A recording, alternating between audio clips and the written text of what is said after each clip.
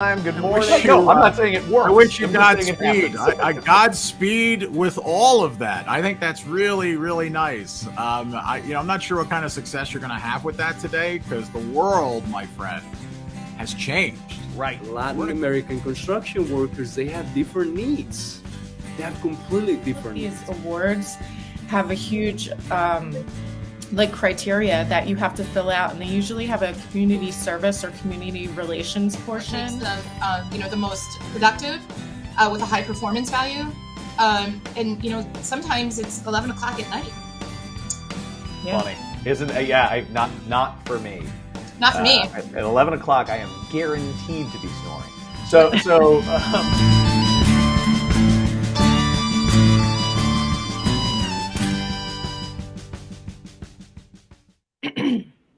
Good morning. It's morning huddle time.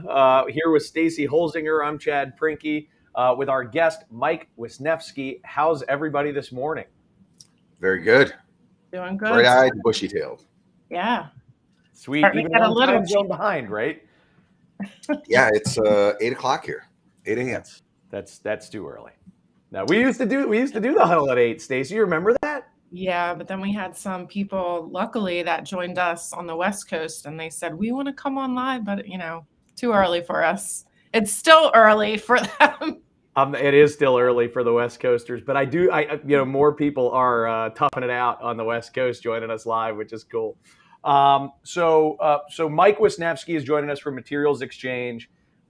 It is an online marketplace for raw materials. He's going to tell us a lot more about that. Mike, tell us just a little bit, about where you are in the world and your business. Just give us a 30-second overview. Well, I'm in downtown Chicago, and I actually have a picture. I'm going to overlay this while you talk. Yeah, go ahead.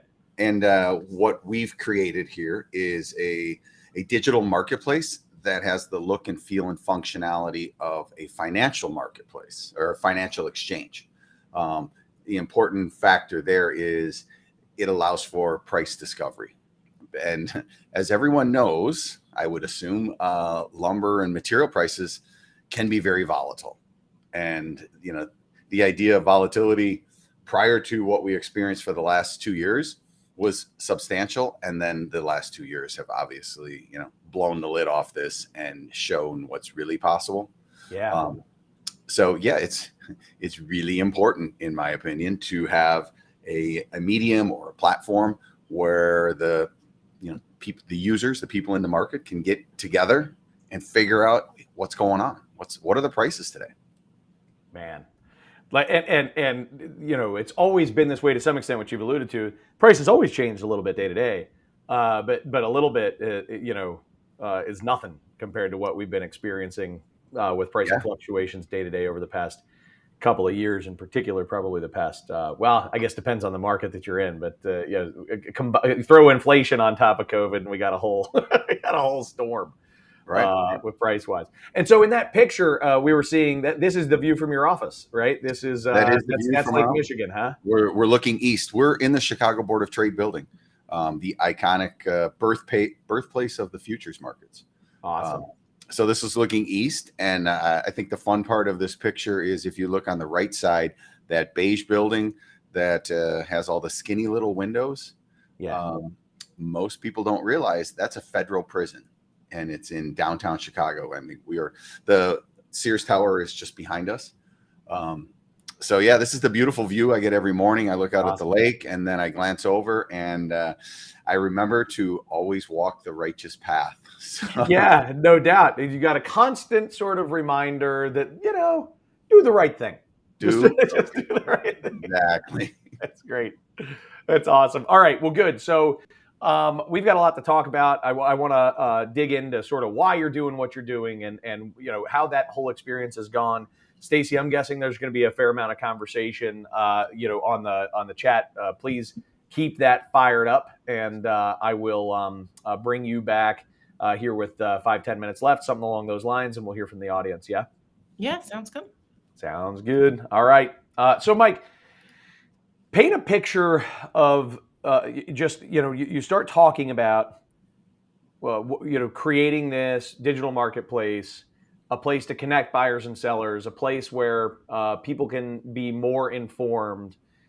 Paint a picture a little bit of, I don't know, 10 years from now or 15 years. I don't know how long it is in the future, but the future of the materials procurement for our audience, which is mostly construction companies. What does materials procurement look like in your picture of the future? It is going to be much more scientific, a lot less art form. When you just consider all of the technology that is coming into our industry, which is badly needed. There's a bunch of statistics out there that show construction is the production of, how do they say that? Construction output is down. Sure. Compared to 100 years ago.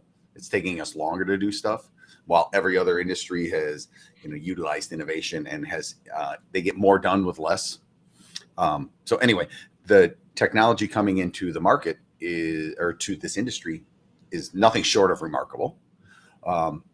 But to operate properly, it needs data, and it needs good data and clean data and easy to access data. And most important, it needs it digitally.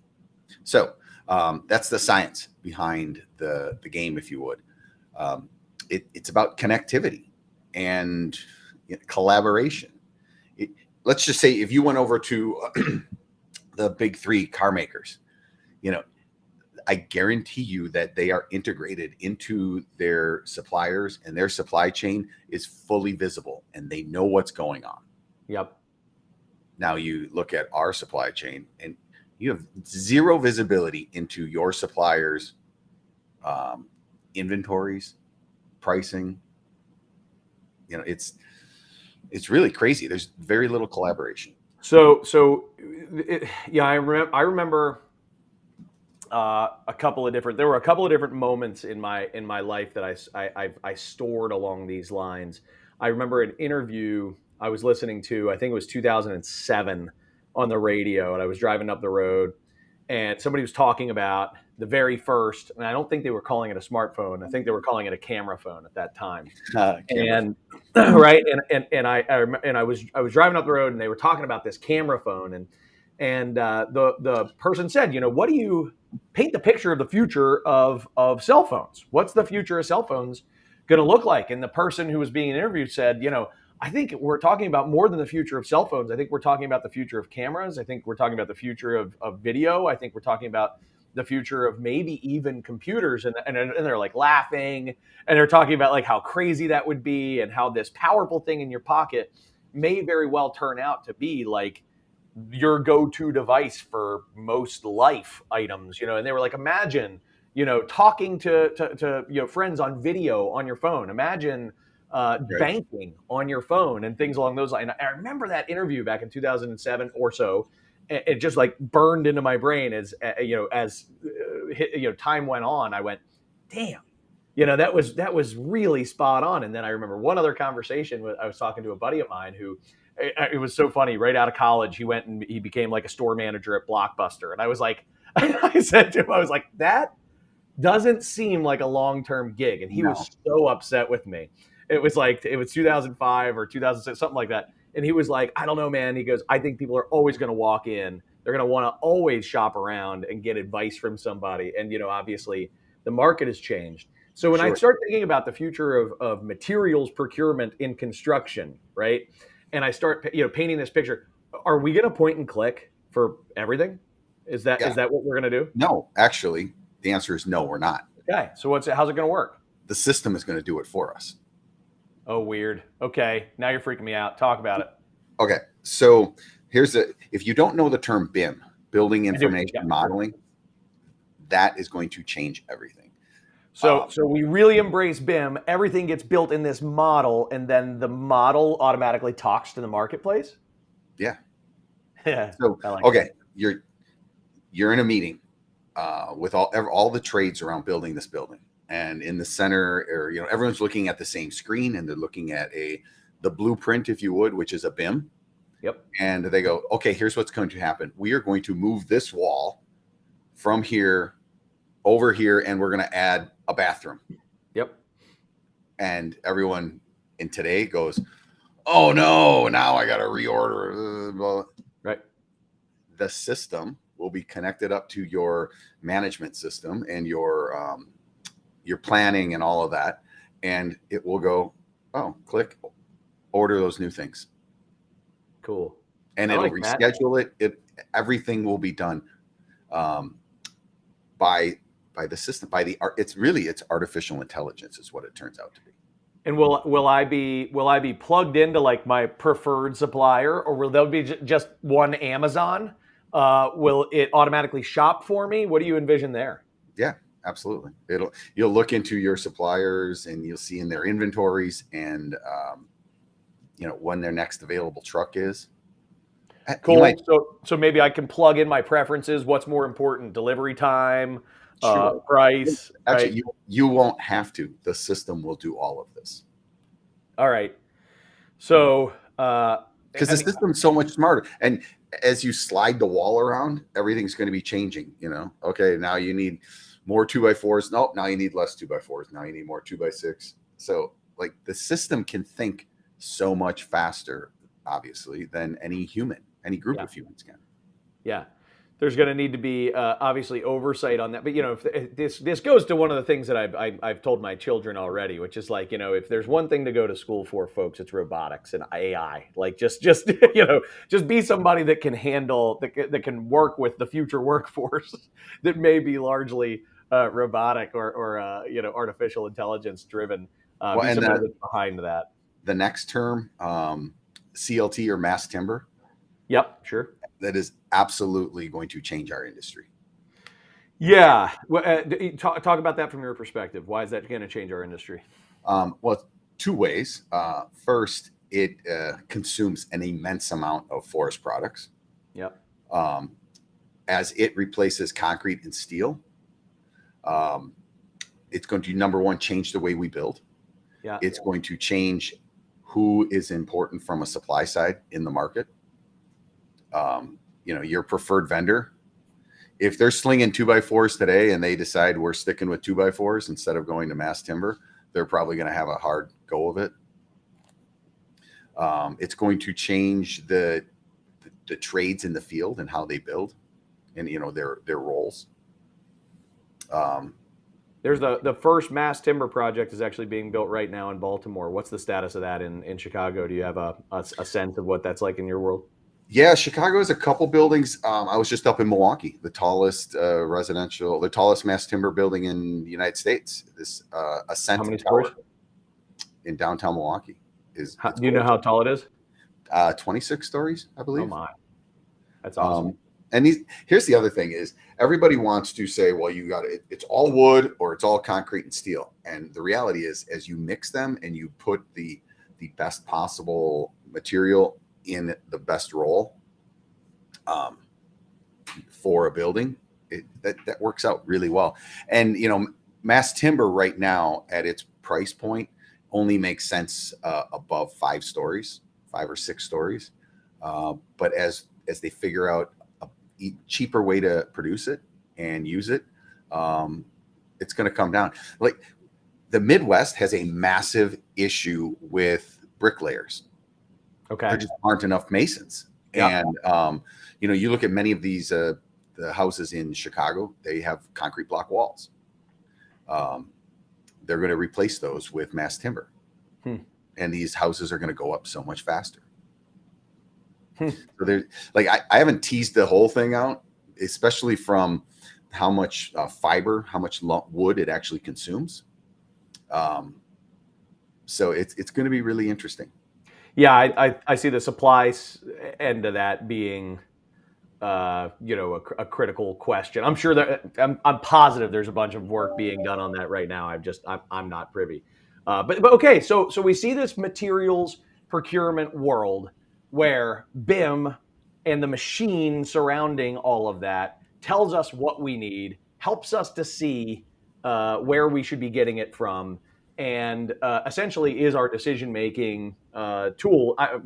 Human oversight to double check and make sure all that makes sense, but the AI kind of does it for us. We're envisioning that sort of future world. Why are you doing this? What motivated you to get involved in leading this kind of change? So I've always been a bit of a problem solver and kind of swimming upstream, going a little bit against the current. And the term that always has driven me nuts since I was young was, oh, you have to pay your dues, or this is the way we've always done it, and you just have to learn. Right. And, when I first got into business, I looked and there were these people that were making a bunch of money that weren't really that bright and really weren't studying or working their craft, if you would. And they were making money just because they had the relationship. Right. Sure. And I said, there's just got to be a better way to do this. And I became so frustrated with the lumber and building materials industry that I left. And I went into the financial trading world. And at that time, the financial trading world was just embracing this digital idea, of trading online. And I was actually sitting in Chicago and trading a futures market in Europe, the Eurex exchange. And we would click the mouse and it would take like 1 second for the signal to go all the way over to Frankfurt and come back. Sure. And it just blew me away, by the way, that, oh my gosh, it happens in a second. Now, we're in milliseconds. Like that 1 second time frame wouldn't work. So I ended up coming back into the lumber industry, and I walked into the lumber futures pit in 2009, which at that time was all open outcry, just guys standing around yelling back and forth at each other. And don't let it get lost that I said, guys, because here's how that business worked. You had to be very aggressive. It helped if you were big. It helped if you were tall and you had a booming voice. And it was a great system. Don't get me wrong. Absent of technology, the amount of trading that was being done in the trading pits of Chicago was nothing short of remarkable. But now you overlay the fact that we have technology, that we can do these transactions more efficiently, more accurately, have more transparency into them, make the markets more fair. So I walk into the lumber pit with a computer. All these guys laugh at me, and they're like, "Oh, what's this guy going to do?" In the first 5 minutes, I made $1,000 because there was a digital market alongside the pit market that they were ignoring. Yeah. It was almost like if all the booksellers in the world said, "Oh, there's that Amazon thing. We're just going to ignore it. It's going to go away." Yeah. And I walked in and I was arbitraging between the booksellers and Amazon. Anyway, 18 months later, 95% of the volume had gone onto the screen, the digital market, and the guys in the pit were standing around doing nothing. Yeah, that's the way it works. What I want to circle back to, though, is the comment about there were guys in the pit. Here's where the opportunity lied then. I was an outsider, and I came in, and I went from totally outside to being one of the biggest traders in the lumber market, especially in the options market. My neighbor is a trader. Now, if this neighbor of mine was a trader in 1995, that person would have been, probably about 30 years old, about 6'4", with a booming voice and probably an athletic background. Anyway, she is about 5'0" Korean girl with a master's in physics and getting a PhD in something. So everything's been turned on its head, right? Yeah. Now that opportunity for her to, apply what she knows, which is utilizing technology to make a system more efficient. And the market now values a different set of trades, right? A different set of characteristics. And she trades soybean options. Yep. Kind of, you would never expect it. That's awesome. Now, the cool thing is, it doesn't mean that a 6'4" athletic background person could still be trading soybean options if they had the, right. It's you got to have the ability to add value, to that space. And so man, there's so many questions I have. What kind of headwinds have you faced trying to get? Is there anybody who doesn't want this to be successful? I mean, other than your competitors, is there anybody who doesn't want this to be successful? Well, who is our competitor is the question. Right. Okay. So talk about that. The wholesale, there's a big segment of the wholesale community that has zero interest in this. Now, in this last run up, these wholesalers made so much money. I mean, obscene. Like, I know people that made well over $1 million Yeah. just quickly buying and selling over the phone. Yeah. Or email, whatever, just being in the mix of it, taking on very little risk. They want everything to stay. Nobody wants change. Change is a 4-letter word, man. You stay away from change, right? Because if you've built something up, just you want to milk it, right? As long as you can. The forward-thinking people really like it. Honestly, the as the market has shifted, as the market was going screaming higher, and there was getting your hands on materials was difficult. Yeah. The people coming to us were those whose current vendors were no longer able to support them, so they were looking for something different. Builders, a lot of turnkey framers, panel manufacturers, truss manufacturers, the ingenuitive, the crafty people out there who are really building the buildings, they were coming to us. The actual distributors and those people in the supply chain, they really weren't so keen on it. Like, they were going, we see that you're going to disrupt our business. Yep. And the guys end to ends, they had already been disrupted. Like, they weren't getting their material. They're like, look, we throw in the towel, we'll look for anything. Now what's interesting is the sellers, the supply side, are coming back to us and are open to discussing using our platform. Why do you think that is? Because it's not as easy to sell. Those guys walked in every morning and they had, a pile of wood to sell, and by 9 a.m. it was gone. Right, because their customers are shifting. Well, the market was so strong that they didn't need help selling. Sure. Right. There was so much demand, but now, do you see the customer shifting to a more online experience? Right? Yeah, absolutely. Well, this show is a perfect example of what's shifting, and it's about transparency, and it's about information.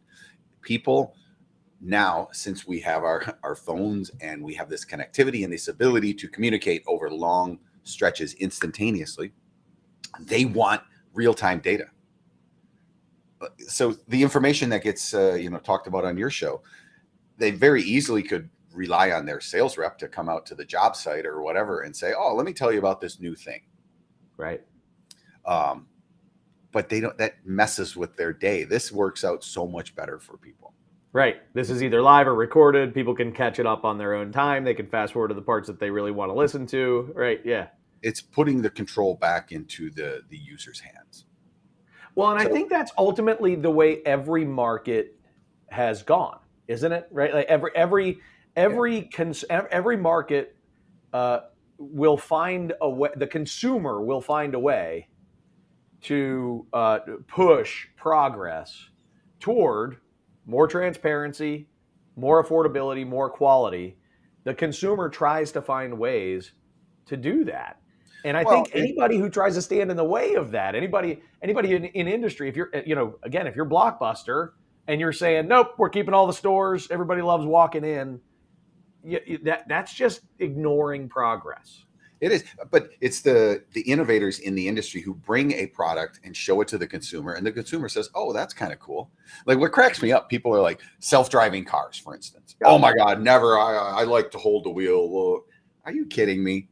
Do you know how nice it would be? Right. So my family has a vacation house in way northern Wisconsin. It takes 6 hours to get there. Can you imagine if you say, "I'm going to the lake house"? How are you getting there? Well, I'm going to plug it in the car, the destination, and I'm going to go get in the car in my pajamas at 9 o'clock tonight. And I'm going to wake up at 6 o'clock in the morning at the cabin. Totally. Sign me up for that, right? Yeah, and again, I think for every one person who says, "I like the feel of the steering wheel," and I really like, that's what they're okay, but that's not. I would say there's probably 20 others that would rather wake up at the cabin. I mean, that's the deal. So it's not that these marketplaces go away altogether either, right? It's just that it's just that the consumer shifts. Sure. Look at Uber and taxis. Like, right. Were we as consumers saying, "I'm done with this taxis. I want to be able to order it on my phone"? No, you have no idea. Like you were just used to downtown Chicago. You walk out and you wave your arm and a car pulls up. That's pretty easy. What else do you need? Well, oh, wait a minute. I can sit at the table and order the car and pick which kind of car I want. Oh, that's kind of cool. I'll do that instead. Oh, and then they're going to tell me when they're here. Right. Okay. And I know the price in advance. And yeah, right. And I can see my rough arrival time. And I can see, right. If I leave something in the car, I know who did it, or I know whose car it was. Like and what cracks me up, that's such a good example. The taxi industry was in the best possible position to have pulled off that. Oh my God, they had all the drivers. Are you kidding me? It was crazy. So let's flip to the current building materials supply chain. Who in this supply chain is better positioned to bring a digital solution and make the lives of their customers more easy? I would say the people with all the customers. Right. But you know what? They're not. Right. And they don't want to, because they want everybody to be reliant on the archaic systems they have in place. Because if I'm so crappy as a supplier and they're so crappy, I just have to be less crappy than them and I just get my talons into you. And once we're locked in, you can't go anywhere else. Man, I think you can play this out in any capital market. You can even play it out in societal change, all those different types of things. Once the world is moving down the progress line, it's a bad idea to try to ignore it, fight it, disagree with it. It would be much wiser to start to figure out ways. And my God, one of, if not the most powerful company in the world, has literally given us the playbook with Amazon. This is how we want to buy. Fill in we, right? So with anybody. We all want to be able to shop easily, quickly, and surround ourselves with the information. Here's the study that I've just basically finished, and I'm working on my solution. This last market we had, very volatile. In a volatile market, as the consumer of the product, let's say the builder, you know what they need? They need longer term guaranteed pricing. They need more security. What happened? 90-day pricing went to 30-day. They lost all that. I mean, it went to 11-day. Yeah, I mean, it went the absolute opposite direction. Yeah. So, you have a problem? Here's my solution. You're more screwed. Yeah. And now it's not all the blame, by the way, on the material supplier. As an industry, we need to remember the prison in the background and actually do the right thing. And we need to have solid contracts. If I go, look, I want to buy from you for 120-day pricing. Okay, that's a deal. Like, you're not walking away from that. Yeah. And his customer's not walking away. So like, we need to get rock solid agreements, and it's out. See, the crazy thing is it's out there. You can get this long-term pricing. It's just a matter of getting the agreements. But this is a perfect example of where someone is going to come up with the solution that the industry really needs, which is, good product, the right time, the right price, held. Inside of a commodity market, that's not easy, but it's possible. But we have to work together on this. We have to have good contracts. We have to have good information. And we have to think differently. You got to think outside the box. Well, you're operating in a very interesting world, and I can't even imagine the. I mean, you're a relatively young company. Would you say 4 years, 3.5, something like that? 3. It's just over 3 years from the first code being typed in the computer. I mean, what a wild ride! And if someone would have said, "What do you think? Let's do a startup in the middle of a pandemic." Yeah. Or we're going to have a pandemic. Then we're going to have the wildest volatility you've ever had. Yep. And just for icing on the cake, then we're going to throw in inflation and the fastest rate rises we've seen in 50 years. And go. Yeah. Sign me up. But the ironic thing is, it's those outside forces that really pull the covers back on how inefficient and how broken the system is. It does. Mm-hmm. Without those outside forces, you're like, the car's still working. Don't lift the hood. The car's still working. Well, keep doing what you're doing, man. I think that's pretty. I think it's pretty aggressive. I love people who are trying to do something dramatically different. You clearly are, and it's working. So Stacey, what do we have from the audience?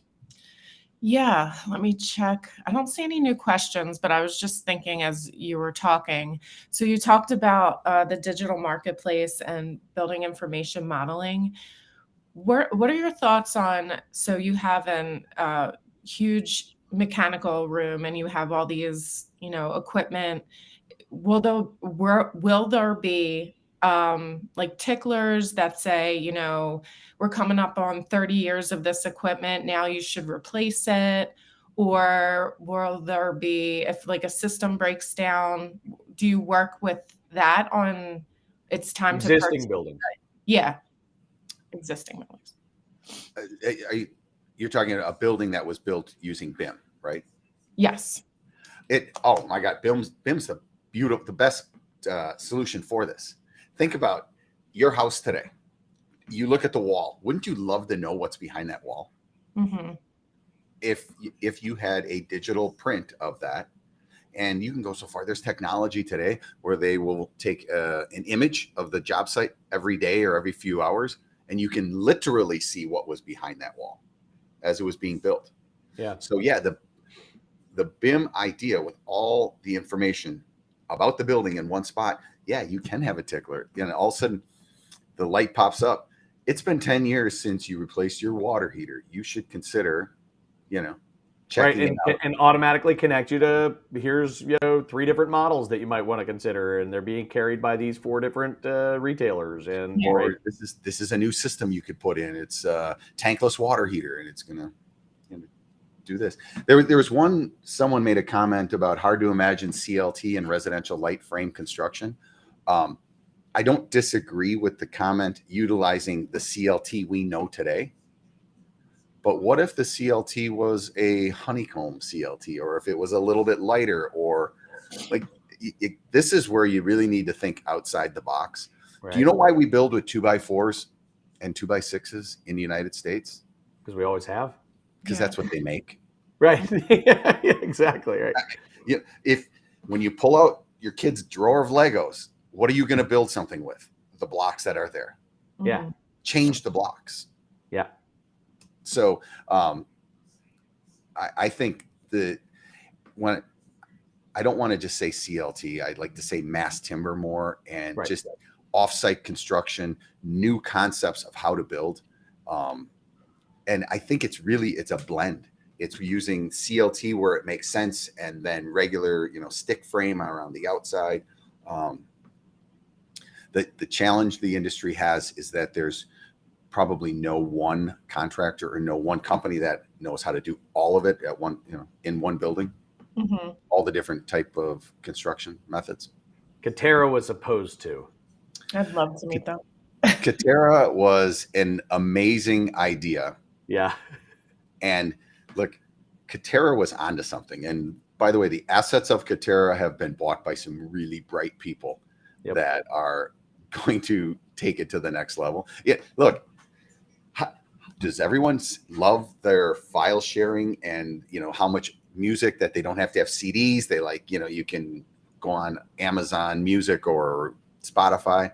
Yeah, again, probably 90% of people strongly prefer that to the old CD days. And it all started with Napster. Yeah. And guess what? Napster failed horribly. Yeah. WeWork.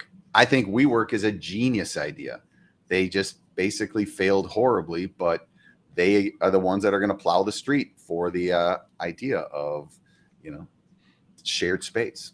Yeah, I think that's right. I think at the end of the day, we'll think of what Katerra tried to do as a positive step, maybe an overstep, but a positive step, right? Yeah, look, they definitely brought a new way to look at the problem. Yeah, I think that's right. Good. Stacey, Mike, anything else? Stacey, you seeing anything else you want to surface? I don't see anything, but I don't know if my LinkedIn is freezing because it's all good. Yeah, sorry.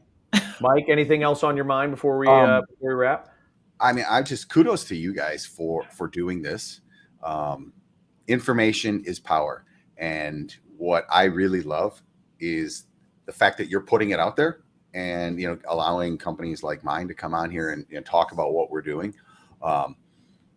But the people who are watching this now live and that are going to watch the replay, those are the people that are going to move this industry forward. So, kudos to you guys. Kudos to the people listening here. Let's make construction great again. Right. Hey, thank you so much. We really appreciate you being on. Again, I think you're doing a hard thing. You're challenging norms, and overall, I think the trend toward transparency is progress, and I really look forward to watching you. I'll be for sure keeping my eye on your company and looking for the success stories as things come out and leading change. So where would people find out more if they wanted to learn more about you? MaterialsXchange.com. Right. If you look it up, it's here's the word this way.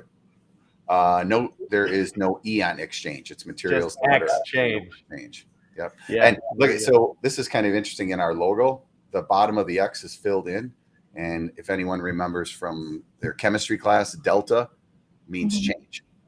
See, look at that, huh? So It's the details, Mike. The hidden logo. Well done, sir. All right, cool. Thank you so much. Stacy, we have a few housekeeping items. Mike, we'll see you again soon. Thank you. Stacy, let's talk a little bit about next week. So next week we have someone coming on from the Maryland Center for Construction Education and Innovation, the MCCEI. A lot of letters, but they. So we have Jennifer Sproul joining us. Do you know Jennifer? I do. I've worked with Jennifer. She's, fierce in this industry with leading the way in education, and volunteered this past year out in Baltimore. We were doing a bunch of stuff with middle school kids to get them interested in the industry and learn about estimating. Cool. Yeah. We need estimators. My Lord, please make them good at estimating. Good. So we have Jennifer joining. What she's going to be coming on to talk about is solving the workforce puzzle. So from her perspective on this,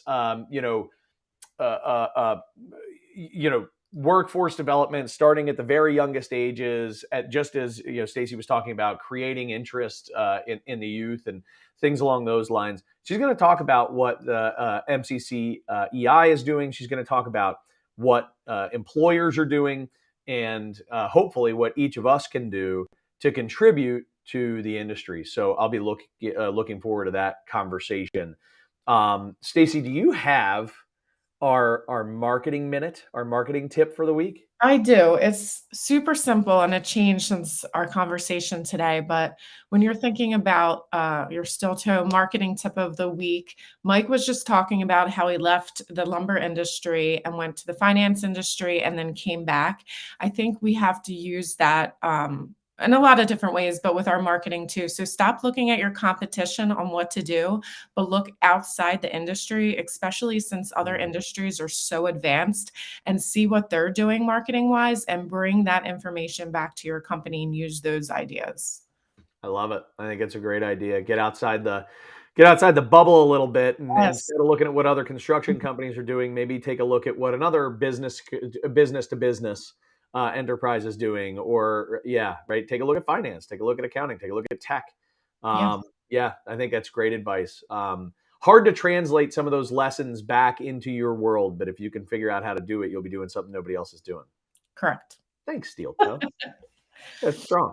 All right, good. We're gonna wrap it up. I have nothing else. Stacy, anything else on your end? That's all. I've got a new little wrap up jingle I look forward to pressing play on. Oh, no. Stacey, we'll see you next week. Audience, we'll see you next week. Thanks so much for checking in and joining us for the huddle. See ya.